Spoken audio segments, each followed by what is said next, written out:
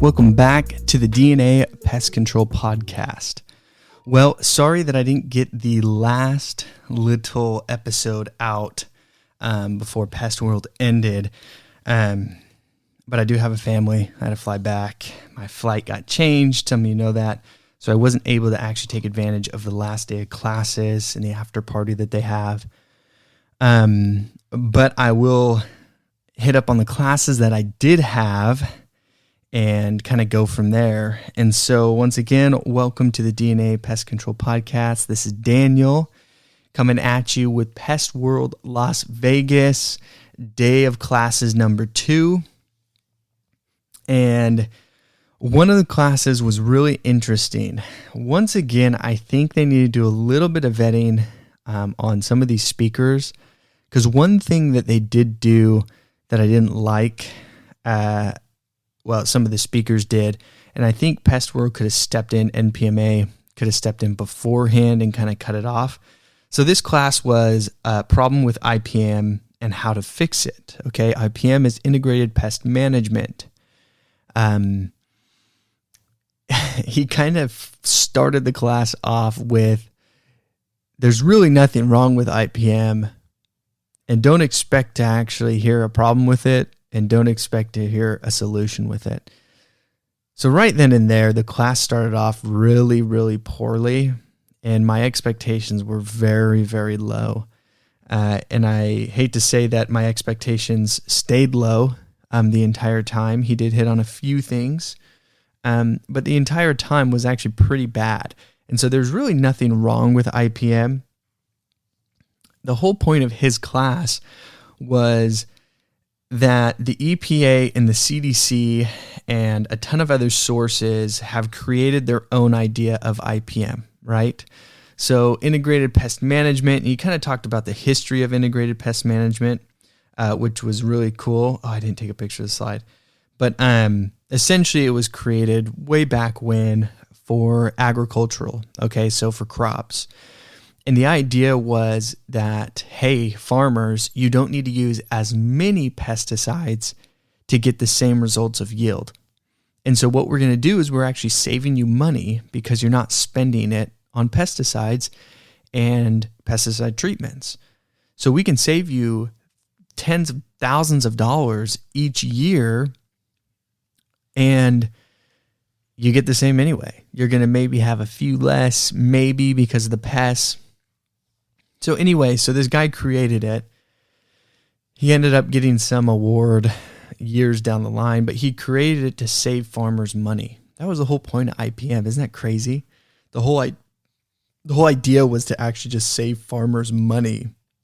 And then from there, some people, government started getting involved and really taking it to the next level. And so the next point that he kind of talked about is about the communication of IPM to our customers. And I've talked about this a ton, and so it resonated with me, is education, education, education. If you're not being educated, you're eventually going to fall off and get behind. If you stay educated, now you need to understand that you need to pass this information on to your customers. Do not hold it in. It's not just for you. You need to educate the customers about what's going to happen, how you're going to do it. Okay, so a big thing is they talked about pest control and pest management, and how companies even need to change the name of their company, the wording, as pest management, not control. We actually do not control the pests. We're managing them, and that's it. And he has a very good point. Some of you may disagree with that, but that's because you're stuck in the old ways and old thinking. The new pesticides, the new treatment methods, what we can do now, there is very, very few pests that we can actually eliminate 100% or even control 100%. Very, very few. And that's not even up for debate. I won't even debate anybody. I know it. For the years I've been in the industry, you cannot control certain pests 100%. Or even, eliminate, you can eliminate 100% in certain areas. Okay, so it's very, very specific of what you can eliminate where, and even for how long, okay? Can you eliminate ants for about a month or two? Yes, they will come back. You're managing them at that point, right? Okay, so you kind of get my point there. And so that's what we have to teach the customers. We're here to manage the pests. We're not here to eliminate. We're not here to really even control. We're here to manage the pests. Are you going to see a spider? Yes, you are. Yes, our guarantee says if you see anything, call us back up. We'll come out for free, because we know we're not going to kill everything on your property. We're just going to bring the population down so low. We're going to manage how many you actually physically see every 2 months or on a monthly basis or on a quarterly basis, right? So that was his point behind the whole IPM, is it's all about the control and everything like that, about the management. He was very, very specific on words. Okay. The other thing is it was a big push on the change of wording to the IPM definition, right? So NPMA, they have their definition of IPM. I personally have my definition of IPM, right, for my company. And really everybody has their own definition of IPM. The idea behind it that I took away, because everybody has their own opinion of IPM, which is kind of sucks. Nobody actually has a definitive answer of what IPM really is. But where it came from and what it is today, the idea is using everything in our power that has nothing to do with pesticides, but also including pesticides if necessary. So it's not the old method of spray and pray, soak a home, everything's going to die because we're just going to literally bathe your house in chemicals, right? And pesticides. But it's actually, hey, look, I'm going to educate you on how we manage the pests. If there's a ton of clutter on the side of your house, it's more likely you're going to have bugs, spiders, rats, mice starting to infest the side of your home. A rodent dies. Guess what? Now you have flies, right? Where are your garbage cans? Are they right next to your garage door or your back slider where you open it up and then you get flies inside? Then you call us all pissed off because you have flies in your house. How are you taking care of your home, right? It's all about the management of sanitation and things like that. And so using that and using that knowledge to gain the control over the pests, managing them, right? Okay. So his thing was also, we have to change the wording of IPM. And this is more on the governmental side, is because the government goes in there and says toxic chemicals, and they really put this bad thing on pesticides. And he went to go to show that toxicity is affected by route of entry, time, length of exposure, number of exposures, mode of action of the toxin.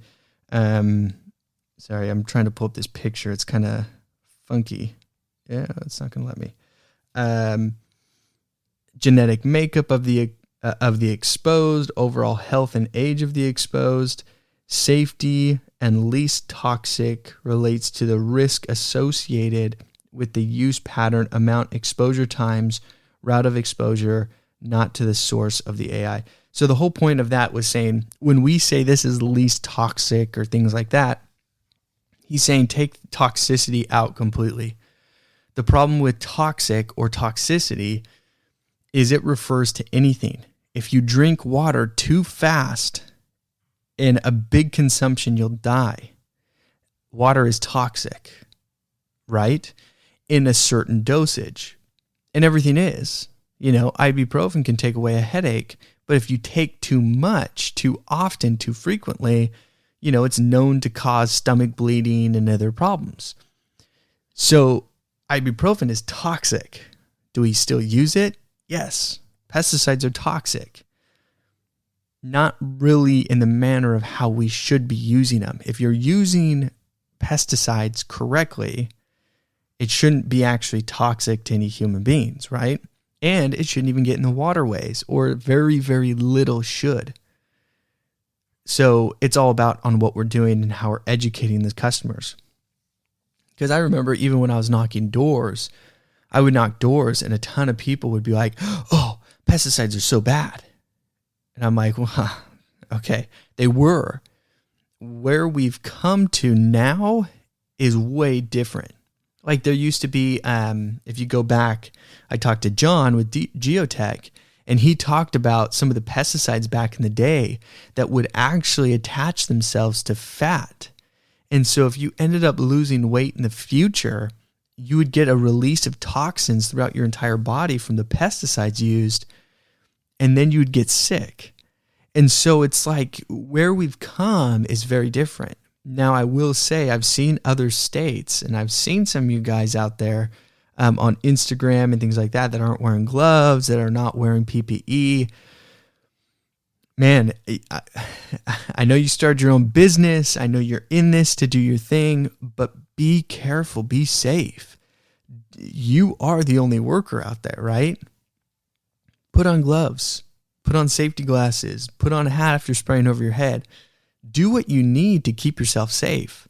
That's a big thing for me. I'm the owner here. I don't have to follow all the protocols that my guys do. But do I? Oh, hell yes, I do. I don't want to get sick. I don't want to have, I want to have a long life.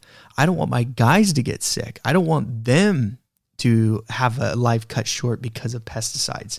Even though the pesticides have come a long way, we have too on controlling them, where we spray them, how we're spraying them, the PSI, the blowback, the mist. We're controlling all that stuff so we can stay safer too. Yeah, we're here to take care of the bugs, but I'm here to take care of me. So no, I'm not going to get myself in a situation where I'm going to get exposed to a lot of pesticides and possibly get sick in the future. So be safe out there. But that was his other thing about using the word toxic. So stay away from toxic. It's just a pesticide. That's it. If you want to explain what toxic is, now you have the reference. Water's toxic. Kills a lot of people, especially from drowning, right? So how many people are really dying from pesticides on a daily basis compared to drowning? I bet it's a big, big difference. So we just need to understand that. It's the same thing when people talk about flying. They're terrified of flying. Well, you're more likely to die in a car wreck, right? Than actually an airplane going down. So we just need to kind of take things back and really see what it is. If they don't want to use pesticides, great. Or chemicals, man-made products, that's fine. We have some other products that we can use that are, that are still pesticides, but now they're oils. So it is different. So then he goes on. So another problem with IPM is sanitation. So removing garbage, sealing cracks and crevices. And he kind of threw out the question of, we need to either do it or the customer would need to be educated and told what they need to do. And I think he has a really good point. I think a lot of us are like, well, there's nothing I can do. They got garbage on the side of the house. What am I going to do? I can't do anything. I can only spray so much and then I can't do anything. That's a piss poor excuse for not educating the customer. I can't tell you how many people I've gone to their house. They've complained about certain bugs and I've said, look, they complained about springtail. I remember the house. She always complained about springtail every year. You walk into her backyard, it's literally a puddle. It's a lake in her backyard for how much they water. And I'm like, how often do you water? And they're like, oh, every morning and night for 15 minutes. I'm like, why are you watering your lawn every single morning and every single night?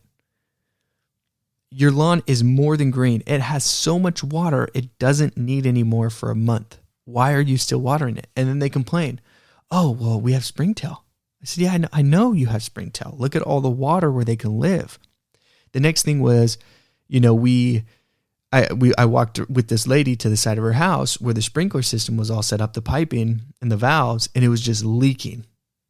And she's like, because I get all this springtail in my kitchen, right by the kitchen window. I said, well, what's on the other side? So we went and looked, boom. I let her know, there is nothing we can do.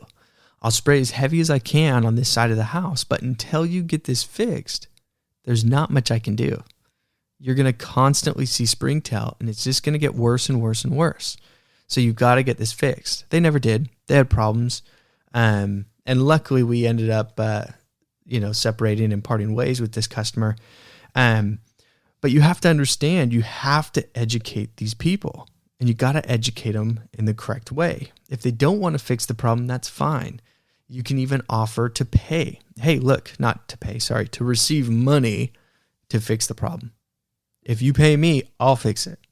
You pay me, I'll come pick up all your garbage. That's fine. I'll do that. But you're going to pay me to do it. And so we just need to understand that. It's either they need to do it or we need to do it. But IPM has to be a team effort here. Pest control is a team effort. If you see an issue, bring up the issue, or you're just going to have a call later. He did end up talking about managing pests, right? Everybody knows you're going to have a spike in ant calls midsummer or end of summer. So when is the time to start managing the ants? At the beginning of the year, April, May, maybe even March. You start taking care of it then, because then you won't have to worry about these massive infestations of ants later on. And so he really brought up some good points about that. But there really wasn't a problem with IPM other than his definitions. That was his only issue, that he could say there was a problem with IPM. And one of the things was with the vocabulary is the problem is pesticide has become a victim and the problem.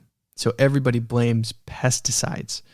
Where he brought up a few good things is, regulators need to get involved with consumers buying pesticides. Who can get pyrethroids? Anyone.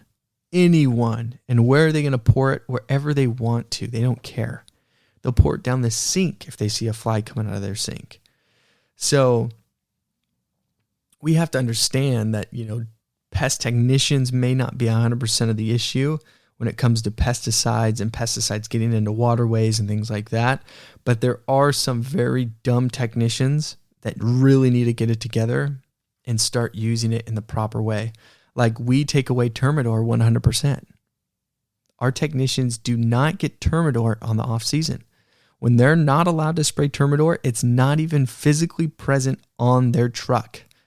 We took it all off. Now, unless they're hiding a bottle somewhere and I don't find it, I make sure that every single one of them brings me the bottle of their Termidor. So now my techs can't even have the excuse or even, hey, maybe I should just use it real quick. No. We have other products that will work. You no longer get to use Termidor. It's the off season. So we're not the problem for any of these products getting into the waterways, but that's all part of the IPM, right? And if you're a guy who's just working for a company, be smart, look up, read up on these things. If you're not the guy that's working for the company, you're the manager, take the problem away. Make sure it can't even occur so that in the back of your head, I'm doing my part to make sure we keep good products on the line. Okay, so moving on so he kind of talked about an IPM action plan. So once again, everybody has their own. I actually talked about IPM on an episode. Go back and listen to it. My IPM program has not changed that I teach my technicians. It's all the same. And so you can go listen to the step-by-step on that. But essentially he talked about the action plan because that was one of the big parts about IPM. If you're IPM, you have an action plan. And he pretty much said an action plan could say, I'm just going to go out and spray every 2 months. Okay, well, that counted an action plan, right? So he was talking maybe be a little bit more specific about it. But the frequency of inspections / site visits, monitoring, detection, surveillance system equipment and methods, if you're dealing with rodents or you need glue boards or pheromone traps, things like that. And then, let's see, he talked about equipment needed and then the responsible party, meaning who's responsible for cleanup, essentially. Do I need to do the cleanup or do I need to educate the customer to do the cleanup? In cases of restaurants and things like that, we have educated. If the problem persists, we'll come in and we'll throw them a bid to fix everything. Sometimes it's not the cheapest, and majority of the time they turn us down. But it's not my job to mop your floors, but I will if you pay me the right amount. So keep that in mind, is some people just want the solution and they'll pay the money for it. So if you're a technician and you're like, well, all I do is spray, I don't do anything else. Well, that's not really what you're in the business to do. Pest control isn't just about spraying. Okay, so keep that in mind, especially if you're starting a business. Think outside the box, add on different services, add on additional things. There are mop, which actually I just learned at the trade show. I wasn't super excited about it because I don't want to go mop floors all day. But there is products that you can buy to mop floors that get into the grout and kill anything that's inside the cracks and crevices on the floor between tiles that will help prevent certain flies. The other one is obviously drain treatments that you can do. There's a lot of products that you can actually pour down the drain. You can foam drains, okay? Read the label and make sure you can, but there's a ton of products now that will actually go into drains and you can do drain treatments. Once again, think outside the box when you're coming into the IPM, okay? IPM is not just show up, oh, yep, I see the ant trail, I'm going to just go spray them. You know, why is the ant trail coming up? Where is the ant trail going?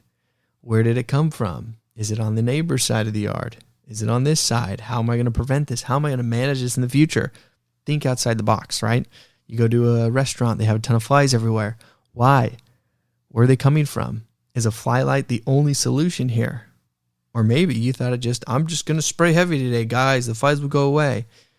No. Do you need to educate to keep the door shut? Do you need to put a fan on the door? Do you need to do a drain treatment? Do you need a mop so the cracks and crevices are getting cleaned? Do you need to make sure that the workers are going through and cleaning out all the drains, the traps that catch all the food? Got to think outside the box. Let's see. And that was, I talked a little bit about it, but one other thing he said is once you have customers, educate them that during the times of the year, you can prevent infestations by doing certain treatments. I really like that one because, coming back to the ants, if you're doing a terminal treatment in May, you may prevent an infestation in June, July, and August. Same with wasps. We actually went through and we did a terminal treatment in these structures outside at a lumber yard, and we went and did pinpointing on cracks and crevices where wasps were known to be the previous year. And it was the first and only year that they've never had any wasps. And they used to buy cases and cases of wasp spray. And they didn't have to that year because we came in and we prevented. And then every new nest that would pop up in a different area that we may have not treated, we would go and knock it down, treat that area properly, and it'd be done. So we prevented a huge infestation and a ton of callbacks just because we went out there and we were proactive on the first treatment and making sure that we were going to get rid of everything before it became a problem. So keep that in mind. That's a big thing, is preventing infestations. Also, if you're known to do a treatment where you're spraying the yard, you use smelly products, people know that, and they have a big issue with ants. We talk about this on some of the ant, how to control ants and things like that on those episodes. But educating the customer of, hey, this treatment's a little bit different. I'm not going to be using these products. You're not going to smell anything today. I'm not going to be here as long, but this will take care of your ants guaranteed, right? We're going to manage them today. We're going to make sure that you're not going to see any ants coming inside your home. Let's get this done. And so, you can do that, but educating. Okay, that's enough on IPM. The next one, I'm not going to go too deep in because I wasn't really thrilled with these two guys.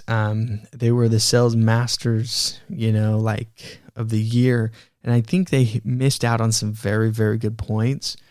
And I was a little deceived on the class itself. They didn't sell me. They did not sell me on the class. The lost art of person-to-person sales. And so there was a few things that he talked about. There was two guys. There were two different companies, and they were kind of going back and forth and talking about what they think of person-to-person sales. And one thing was giving feedback on the spot to let them know how they did. This was during the hiring process. I didn't take this for sales, but I took this as a hiring process technique, is letting the person know after you go through your list of questions and saying, hey, beforehand, say, hey, I'm going to give you feedback at the end so you know exactly how well you did. And at the end, instead of saying, okay, we'll call you in 2 weeks or we'll call you and let you know our decision, you tell them on the spot. Hey, you know what? You didn't answer question A, B, and C. I didn't think you did a very good job. You dodged a lot of these questions. You were stumbling over your words. I'm just giving you the feedback, but why do you think I should hire you? You know, you did all these things wrong. Why would I hire you? And, you know, giving them feedback on the spot is really pushing them to grow. And the technique behind that was actually that a lot of people will want to work for you because you're willing to tell them, hey, you did this wrong. You need to change that. You need to change this. And that's going to push them to grow. The other thing is he was talking about hiring is all about engaging. You need to engage the person you're hiring, right? They were talking about hiring salespeople, but I took this as everybody. You need to really talk to and be engaged with the people that you hire, especially even if it's just route technicians, you're the owner, we're starting to grow, things like that. And it's something hard that I need to do a little bit better on, but I need to be engaged with my people. You know, I need to talk to them more often, send them messages, be more personable, but also during the hiring process is really get to know who they are. So I know who I'm hiring because I may not want them, but just to understand. The other thing is he went on, is understanding the people you hire and find people that are alike. That was a big one because I think we either try to find people like us, where maybe we shouldn't. And this is now more for the managers, not for just the regular techs. But if you are just a tech out there running the route, maybe you need to find a place where you can go and you can succeed because you are like them. You know, I've talked to plenty of people who want to start their own pest control company because of the podcast.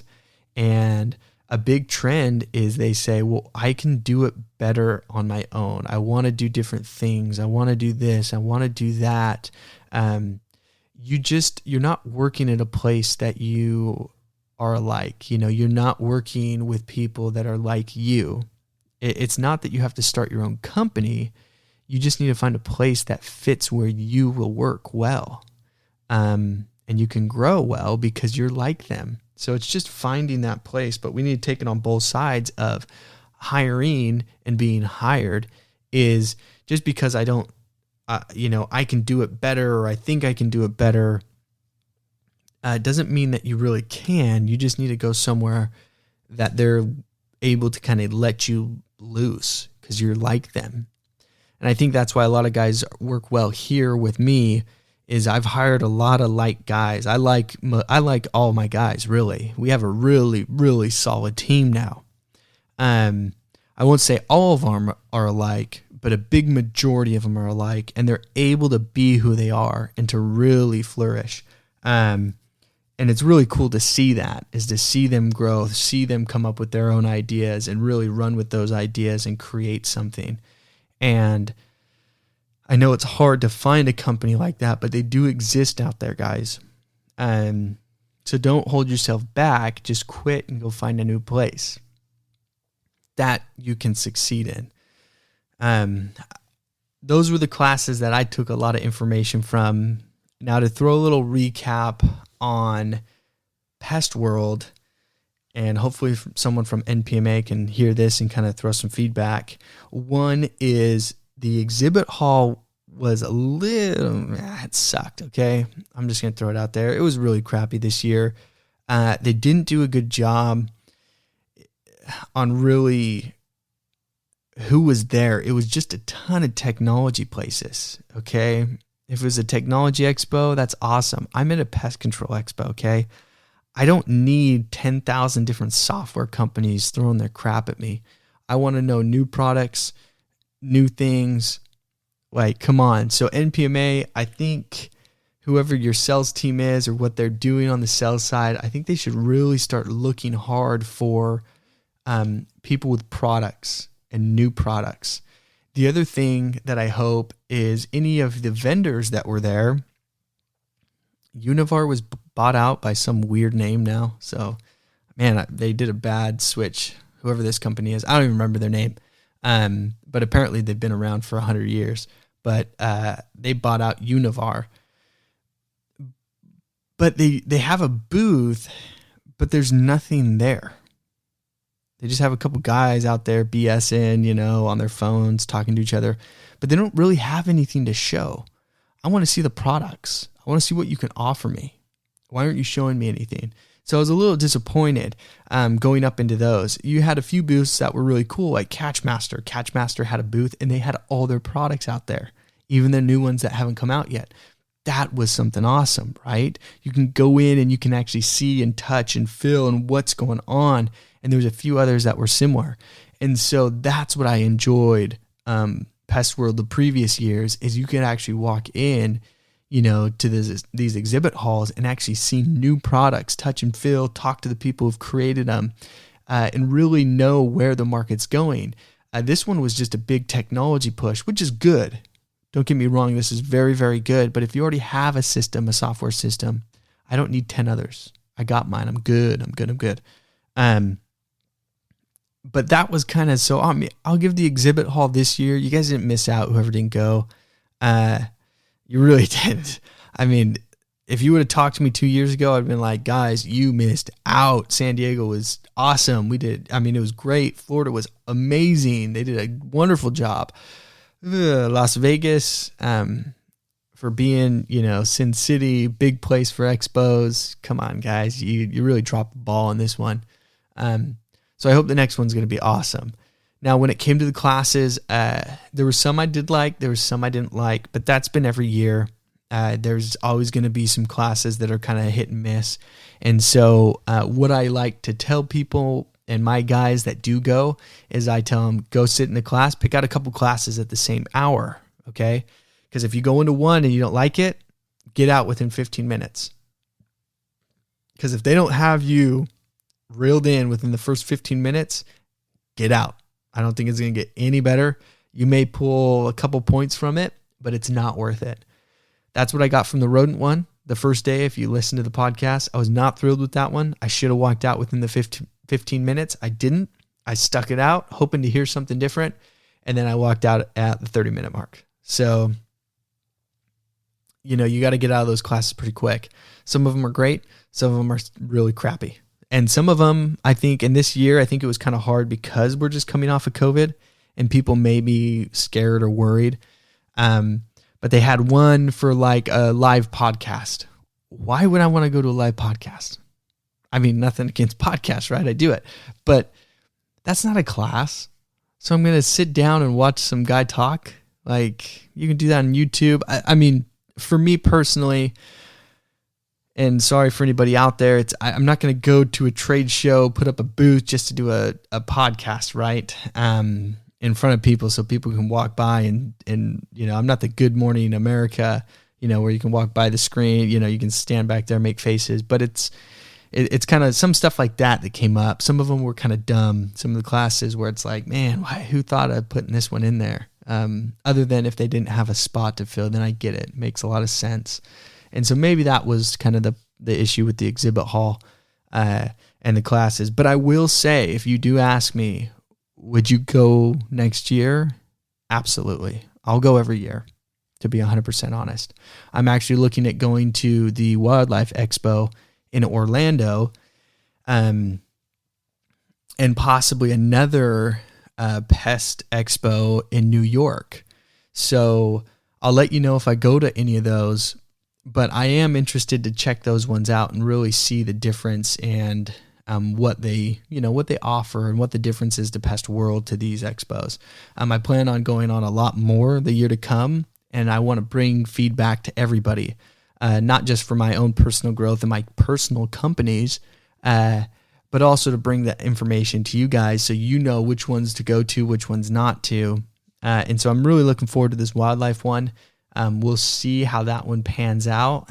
And if I do go, and then I'll let you know, once again, I'll do a little follow-up with the New York one, because I'll definitely throw out an episode on that if I do go to that one. But it's only a day. It's a quick one. So it's flying all the way across, the U.S. to go to a one-day show. It's kind of tough, but I may do it. I'll let you know. I'll keep you posted. But thanks for listening to the DNA Pest Control Podcast, and thanks for listening to this edition and these couple episodes on Pest World. I hope some of you got some great information from this. I hope you can take it back and plan out a good trip for next time. I didn't say anything about cost, but the rough cost of hotel, food, and getting into the expo for the entire time, for that entire week, you're going to be looking at probably $1,500 if you're going on more of a budget. If you're local, you can get away with the $700, for the week.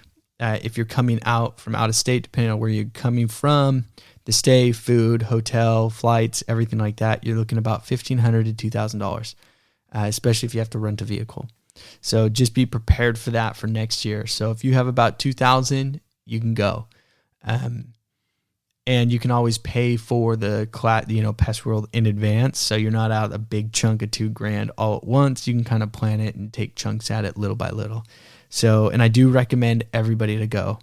At least for the classes, if not for the technology that you can actually learn about and the new products that you can learn about. All right. But thanks for listening to the DNA Pest Control Podcast. Remember, you can always get a hold of me on Instagram. Sometimes it takes me a little bit to respond, but that's at DNA Pest Podcast. You can email me at dnapestpodcast@gmail.com or go to the website at dnapestpodcast.com, and you can fill it out to be a guest, or if you want to just send me an email, that's fine too. You can go on there and just send an email to us and let us know how you think we're doing and what topics you'd like us to talk on. All right. Thanks again, and see you guys later.